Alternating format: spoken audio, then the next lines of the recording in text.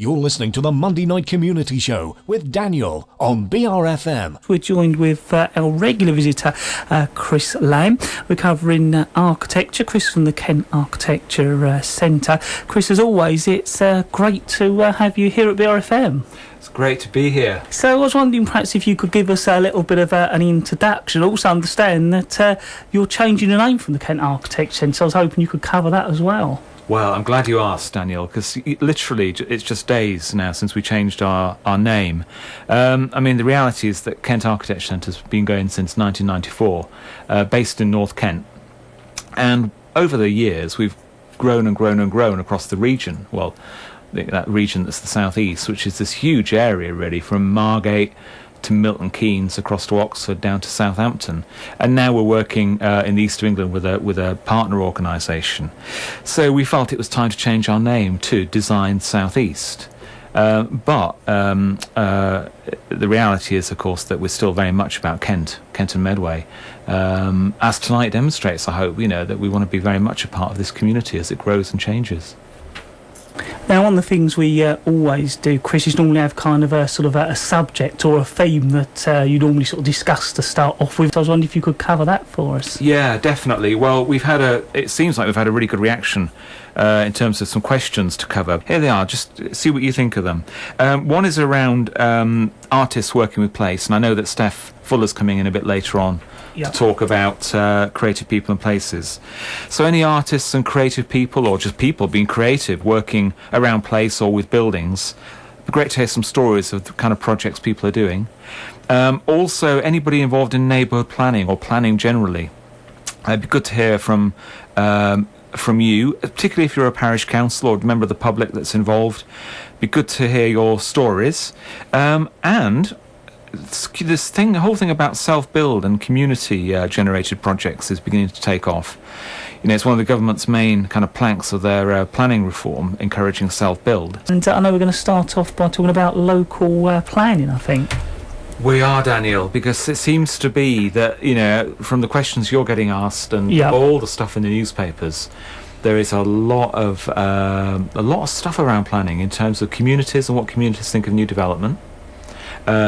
I think it's always difficult to understand the planning system. It's not easy to make it simple, but we can have a go at explaining it, I think.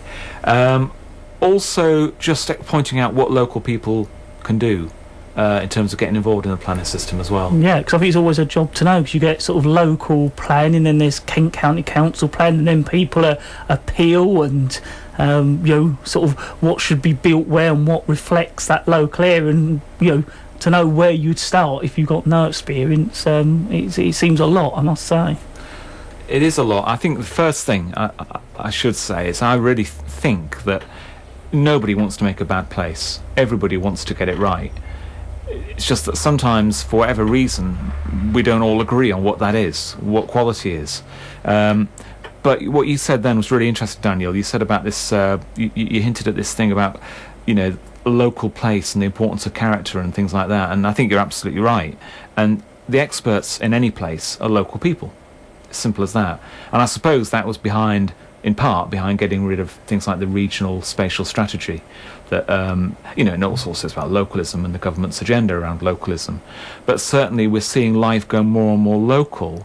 The really interesting thing is to talk to your listeners in a way about whether they feel that they've got more, whether power has really got devolved locally, because that's the whole Tory government agenda. Not Tory, it's the government's agenda around localism to devolve power to local people. From some of your questions and some of the articles in the newspapers, it doesn't seem that that's necessarily happening. No, it doesn't. No. So, but your point's right about local plans. Local authorities have a local plan, and that really covers the whole place, a whole local authority area. The other level of planning is a neighbourhood plan, and that's done for a particular area, quite often quite a small area. That depends pretty much entirely on local people getting together and saying we would like to produce a neighbourhood plan. Local authorities can help in many ways, as can many other agencies can help local people do that. But it's not that easy. There is help, but it's not that easy. And I think that then, of course, we've got to get the timing right. Planning is all about timing. And then the other bit of the equation, of course, is that developers and house builders want to build houses. That's what keeps the economy moving as well. So we've got local people, we've got the local authority of the planning system, and we've got developers and house builders. So we've got three real parties in this. Yeah. And I think that's where the interesting stuff starts. Yeah, and I think, sometimes, I've had no personal experience of it, but I've jotted down in my notes, a programme called Property Wars that I don't know if our listeners see, and that often portray how people go round in circles because they go for initial, I assume, local planning, and there's not a problem, and then it'll go to the county planning, and then they reject the things that the local planning liked, and then it sort of goes round and round in circles. Then there's an appeal, and then they bring in sometimes an expert for that, sort of an architectural specialist expert to do with heritage or something like that, and they then disagree again. You sometimes wonder who actually is right. I suppose the point about something like a neighbourhood plan is it's trying to get it right from the foundation upwards of a place. If local people can get together and think, well, actually, what are the great characteristics of this place, and how do we want to see new development coming forward, then getting together and producing a neighbourhood plan is the perfect way to move forward, I really think. And always root that in the notion of what is the quality of this place. Because actually, if we all try to work together on making places, we're going to have a better outcome, quite clearly. It's that quite often what happens is that because of the nature of the planning system, someone could put an application in, and then quite often that gets talked about, either positively, quite often negatively, particularly if it's viewed as too large or too much development or anything like that. And then it becomes adversarial, and I think that's clearly what we all don't want. Because looking at the papers and the news, there's quite a lot of conflict in the planning system. Yeah, and I think it's probably people sometimes have this sudden shock where suddenly there's a big housing development being built. They never knew about it till they read about it in the paper, and it is that, I suppose, if more local people are involved or aware of it, it perhaps wouldn't be that shock, or it might not have ever happened in that way. Well, if more local people get involved, it's easy for me to say, really easy, because actually, until it happens on your doorstep, people are busy. They've got so much to do in their lives. They're not going to try and get involved in everything. Trouble is, of course, when it does happen on your doorstep, suddenly it appears, and it is sudden. No matter what you do, it is relatively sudden, and suddenly you're confronted with the possibility of housing. Now, something that I know we're going to talk about later is the quality of that housing. Is there an argument? It'd be great to hear from your listeners about this. Is there an argument that the local people out there, hopefully listening, could they say, if we know it's going to be really high quality, would we be more willing to accept it? I think that's a really interesting point. And one to debate, I think. We're going to be talking a little bit more about local plan and parish council plan, I think, Chris, aren't we? Well, yeah, it's a question about whether when a local parish council's made its mind up about an application, whether to what extent the local authority needs to take notice of it. And just to be clear about it, local parish councils are consulted, as I understand it, on every planning, or most planning applications, particularly the ones in their area. And from what I've seen, local parish councils take planning very, very seriously. They usually devote a part of their parish council meeting to it, if not have a special meeting, especially for major schemes. Certainly the ones we are working with do that. So it's a very big issue for them, quite obviously, because it impacts on their local area. However, because they don't have a statutory role in the planning system, the local authority will consult them, but they can't accept or reject planning applications. That's the job of the local authority, i.e. Swale Borough Council. So it's a really interesting one because, one thing that I'm really keen on is working, obviously, with local people, but we obviously advise local authorities too. And again, it comes back to, is there a better way of looking at this in the future that, and maybe enabled planning is part of that answer, that local people really feel a part of the planning system and they can really have a say in it. Yeah, and again, I think it's one of those things, it's kind of probably some of those local planning meetings when there's nothing of interest, nobody even turns up. Suddenly there's a big issue and everybody turns up, and probably there's so much, missed, that, or things upcoming that people are never aware about because they, just didn't go because they thought it wasn't relevant to them or didn't even know they could go, is probably the case. Well, it's true, isn't it, that in the kind of the era of where we are now in terms of all the kind of social media and things, quite often, when you know about a planning application, it's something pasted on the wall or happens to be just mentioned at a meeting. I think there's still a bit more work to do on communication in terms of planning, definitely, and engaging people, no doubt about that. I think everybody would probably agree. It's just always incredibly time consuming, but I think very worthwhile, because we don't really want this adversarial thing where local people are saying, no, we don't want these houses, or we don't want this particular type of building, or whatever, or this scale. I think it's best for everybody if we find a way forward that suits people, but most importantly suits the place, because the place is going to be there forever, long after we've gone. So it's important to get that right. And places are tough, obviously they're quite resilient, but I think they need development that fits them, that suits them, and is of their own character.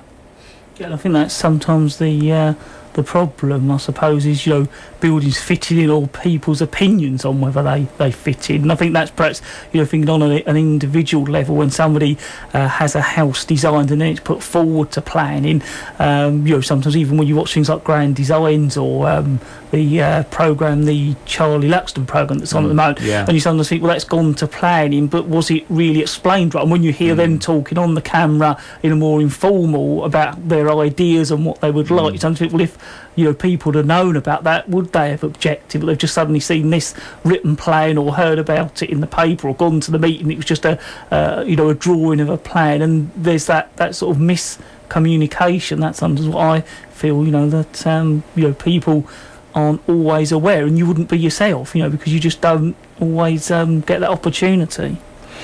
You don't. The way to do it, it's very, very a big, very onerous thing to do. But of course, is to become part of the planning system in terms of become a councillor or whatever. But of course, that's a big commitment that not everybody's going to want to do. Just no way. But I do feel everybody can get involved in parish councils, and if there is a neighbourhood plan, or if there isn't one, start to think about how you might bring one forward. If there is a neighbourhood planning group, maybe join it and take part in it. Yeah, and another thing, I think you're just thinking of that, there's sort of architecture and then there's the building regulations. So I suppose you can come up with a lovely plan, but then the building regulations stop that. And there's things about knowing about what sort of planning you can do. Because I was watching Homes Under the Amrock Court, and they were talking about in some areas you might not need planning permission for sort of a 2 metre extension. So, how would you know that necessarily in your area? Well, your local authority should have quite a bit of information. If you really want, I suppose I was going to mention that there's one thing that has changed under this government is that the planning system is simpler. It's not always clearer, but it's certainly a lot simpler. If you want a really good bedtime read, the National Planning Policy Framework slims down hundreds of thousands of pages of planning into about 60 or 70 pages.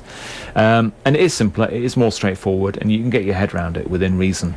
But you're right, that there's no simple solutions ever. There's never any simple solutions in these things. No. And I was just thinking, whose job would that? Say, like, for instance, you decided to build your own house, would it be the architect, your builder, who would know whether that was the regulations? Would it be up to you? How would that kind of work? Well, building anything is pretty complex. You've got to think about the site. Well, you've got to find the right site first. So say you've got in mind you want to build a house. Probably going to go looking for a site fairly quickly. You're certainly going to then want to work the brief up and think exactly what you want from your house. Accommodation, the views, all this type of stuff, the light. You're going to have to certainly think about getting an architect to help you, and maybe even an engineer at some point. And then you're going to want to try and design it. Your architect, you'll brief your architect. So you've got your site, you've got a brief, you've got your architect on board. Then you've got to work the design up with the architect. He or she will then put it in for planning after a while, after a lot of consultation, hopefully. Then you'll get planning, and then you'll probably build it. So it's really quite a lot of hoops to get through, or hurdles to jump over, maybe be the better analogy. And I suppose it's also picking the architect, because you have your own sort of styles and ideas, and you need to find an architect who's going to have that perhaps passion or ideas that reflect yours. I think, Daniel, you are absolutely right. It's probably, in my view, I mean, we run the South East Design Panel, so we design review projects. But of course, that's already been designed. It's very powerful way of improving design and getting development, good, high-quality development moving. But I think there's nothing more important than getting the right design team on board for any project of almost any scale. If you get the right people, you can get great results. I'm afraid if you don't have the right people, you're going to take a lot longer to get the right results. So is that something you could help with advice? I suppose if somebody's thinking about building their own house, would you be able to recommend architects that might fit them? Well, we've helped a lot of people, from individuals to very big companies, select design teams. I think we would always try to advise very impartially and objectively about who is the right person, if we're asked to. But the other way that I think people can learn about good design and good architects is to come along to some of our events. And we're just starting to run the whole Refresh Kent Design, which will be an event program around conferences, seminars, and talks. There's a website, kentdesign.org, that people can go and have a look at now to find out a little bit. Very little information on there yet, because we've just started, but there's an emerging program. And I think what we aim to do there is to give the people involved in the built environment in Kent and Medway a platform to share ideas. So if people would like to come along to hear about some of those, and then to meet some architects and designers and planners and contractors and developers, I think that's a great way forward too. We'll also publish a lot on the website, so people will be able to read about all the events, and hopefully even maybe hear some recordings and see some films of it. I've also been asked through my blog and Twitter and on Sunday morning as well for you to send in some questions, which you did, and I think we're going to cover those now, Chris, or some of those certainly. We are. We've got Shara from Minster, who asks if Kent County Council, and I think this might mean actually all local authorities, have architects advising on new building projects. And there's a similar one from David. Does Kent County Council have architects advising on new building projects? So, well, I suppose the simple answer is that architects generally used to be a part of most local authorities, and now are much less so. And organisations like ours generally offer that advice now, or a lot of it. If any listener would like to find out a little bit more about how we offer our advice, if you go to designsoutheast.org and have a look at the design review section, or in fact any other section practically, it's all about how we give a design advice through the planning system. And we do that through to local authorities, to communities, and to developers and house builders. But generally, I have to say that perhaps as a result of all the cuts over all the years, architects are generally not so much part of local authorities anymore, really. Yeah, because that's something I wondered. How do you, it's the local authorities, it's not their area as such, where do they get that sort of advice when they really need to know about a plan? So, I suppose that's probably something, even makes me think that's a question. Yeah, I think you're right that it's organisations like us, and we benefit from being a not-for-profit and therefore completely impartial. But obviously some local authorities also get advice. They draw in architects for particular projects to help them. And as you said, there's expert witnesses in the planning system who may well be architects. So architects are in there a lot, but not usually as part of the staff team of a local authority. Things have changed, I guess. But certainly, to be honest, even planning is under a huge amount of pressure. Planning officers, the reality is again that the budgets are all squeezed. We're all working under tighter constraints. But I think that everybody's still determined to get as much quality as they can. It might not always feel like that, but I think everybody is determined to do that. I know, Chris, we next wanted to move on to self-build and materials, I think. Well, yeah, we did, because we had a few questions on this, and I think it's a really interesting area. In terms of how you find out about new construction materials, so there's the Building Research Establishment, BRE they're called, have a very good website for finding out all about materials and construction techniques and modern methods of construction. That's a really good resource. That's a Building Research Establishment. The Building Centre in London, in Store Street, is good if you can ever get up to London and pop in there and have a look at various bits and pieces going on. But I'd suggest starting with the BRE, definitely. I was going to say, I suppose that's a good thing, because it could work the other way around. Perhaps you employ an architect and he suggests this wonderful new material. Yeah. You think, what is that about? Or is that really going to work? Or is it just going to cost me loads of money because you're at the experimental stage? I suppose you could go to those to then find out about the materials that's been suggested to you, as well as finding out new materials. Exactly, because you'll want to know about, its lifespan, what it really looks like, because it looks completely different probably in the pictures than it does in real life. So you'll want to do all those kind of things really and make sure the quality is right for you. But also, when you think about it, new materials are going to change the way that buildings look. So it's a really good area to get into, particularly if you're thinking about something like self-build. And I suppose even, if you're transforming the look of your house as it is, you could find new materials to transform. And I think, self-build must be quite popular at the moment, because we were saying earlier, at the moment, on telly you've got grand designs, build a house for £100,000, and also you've got build a dream house. So it's certainly something of interest. I must admit, I like watching those programmes because you do get to see new materials and ideas and how people come up with ideas to build their own houses. I think you're right, but again, I think some of it does come back to getting the architect on board, because we can all have great ideas, but it's actually making those ideas happen. And also architects will know of many, many more materials and ways of doing things than most people will. So it's probably worth talking to an architect and getting their knowledge and know-how really about how to do it. But I think you're right. Everybody loves watching these things, don't they? Because they're full of ideas, really. But the key is getting it done. And with self-build, it's not an easy journey, but I think a very valuable one. If you've ever seen these self-build kind of programs on the TV, the joy people get from constructing their own house is just amazing. Whether it's a kit they buy or whether it's a complete self-build from the ground up, then it's extraordinarily gives a real feeling of pride, I think. Yeah, it's quite interesting, especially with kit builds. I quite like the idea of that.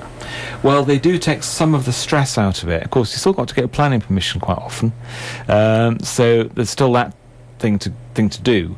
But no, I think you're right that there are some really good kits that you can put together. The other key thing, of course, is in addition to self-build homes, is that really interesting, and I think one or two of your listeners have asked questions about communities building things and taking over churches and converting them and things. And of course, there's one very near here that's going through the process of restoration now, which is really interesting.